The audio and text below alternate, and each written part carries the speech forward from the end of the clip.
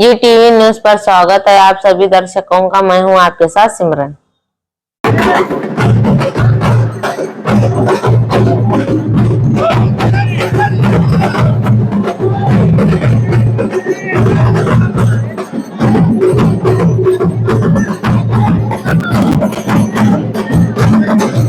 मौजूद है social democratic party of India के डिस्ट्रिक्ट प्रेसिडेंट अताउल्ला दराक्षी और उनके तमाम जो है लीडर्स और कारकुन मौजूद हैं। जो अमित शाह ने जो है पार्लियामेंट के अंदर जो है टिप्पणी की थी बाबा साहब अम्बेडकर को लेकर, आइए उन्हीं से पूछते हैं। इस वक्त बीजापुर बंद का आह्वान दिया गया है और उस आह्वान के अंदर जो बंद है इसके अंदर इनके भी जो है पूरी तरह से सहमति है। आइए उनसे पूछते हैं कि उनका क्या कहना है। अस्सलाम वालेकुम, जय भीम। जैसा कि आज सभी प्रगतिपरक संगठनों ने मिलकर एक तय किया था कि आज बीजापुर बंद का जो है फैसला किया गया था, जिसमें हमारा मुकम्मल तरीके से social democratic party of India की जानिब से कम्प्लीटली जो है समर्थन है और होना भी चाहिए, क्योंकि जिस कदर जिस शख्सियत का अपमान किया गया है वो इस देश की मामूली शख्सियत नहीं है। वो इस देश के कानून को लिखने वाले, इस देश के कवानीन को बताने वाले, जिनके कवानीन के जरिए इस देश चलने वाला देश, ये ऐसी शख्सियत का जो है पार्लियामेंट के अंदर खड़े होकर ये एक लोगों ने एक भद्दा मजाक बनाया है। जैसा कि आप जानते हैं, जिस कदर अमित शाह ने इस बात को कहा कि अम्बेडकर भगवान ही है, अगर वो जितना भी उनका नाम ले वो कम है, बल्कि वो सिर्फ समुदाय नहीं।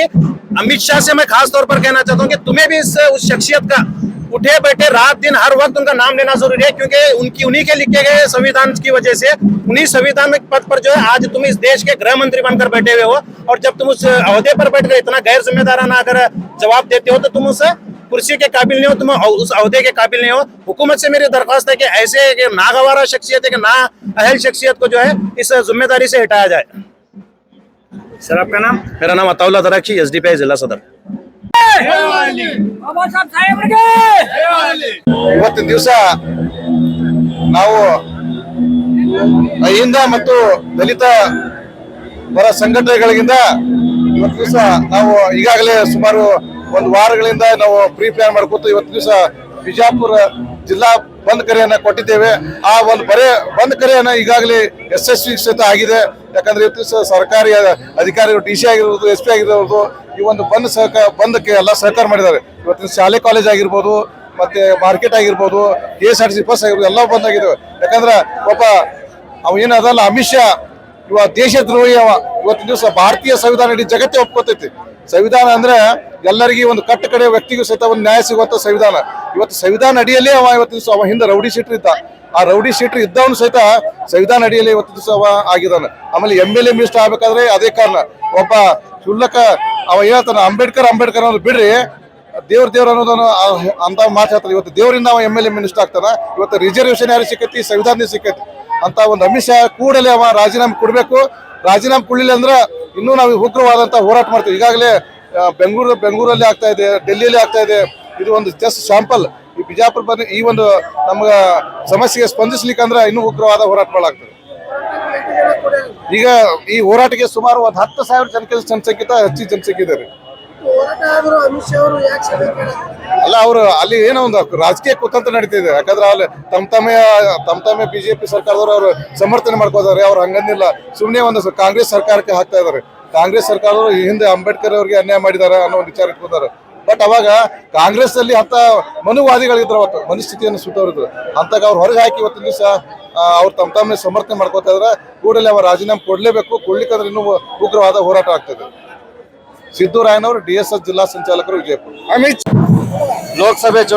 ಲೋಕಸಭೆ ಅಧಿವೇಶನದಲ್ಲಿ ಕೇಂದ್ರದ ಬಿಜೆಪಿ ಸರ್ಕಾರದ ಗೃಹ ಸಚಿವರಾದಂತ ಅಮಿತ್ ಶಾ ಏನು ಒಂದು ಡಾಕ್ಟರ್ ಬಾಬಾ ಸಾಹೇಬ್ ಅಂಬೇಡ್ಕರ್ ಅವರ ಪ್ರತಿಯಾಗಿ ಬಾಲಿಶತನದ ಹೇಳಿಕೆ ನೀಡಿದ್ದು ಅವರ ಏನು ಮಾನಸಿಕತೆಗೆ ಇದು ಹಿಡಿದ ಕೈಗನ್ನಡಿಯಾಗಿದೆ। ಇದನ್ನು ಇಡೀ ದೇಶದ ಸಮಸ್ತ ಜನತೆ ಬಲವಾಗಿ ಖಂಡಿಸುತ್ತದೆ।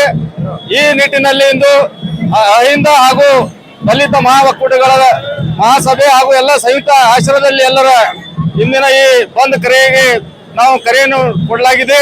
ಇಂದಿನ ಕರೆಯಲ್ಲಿ ಭಾಗವಹಿಸಿದಂತ ಎಲ್ಲ ನಮ್ಮ ಡಾಕ್ಟರ್ ಬಾಬಾ ಸಾಹೇಬ್ ಅಂಬೇಡ್ಕರ್ ಅವರ ಅಭಿಮಾನಿಗಳು, ಪದಾಧಿಕಾರಿಗಳು ಎಲ್ಲರಿಗೂ ನಾನು ಧನ್ಯವಾದಗಳನ್ನು ಹೇಳಿದ್ದೇನೆ।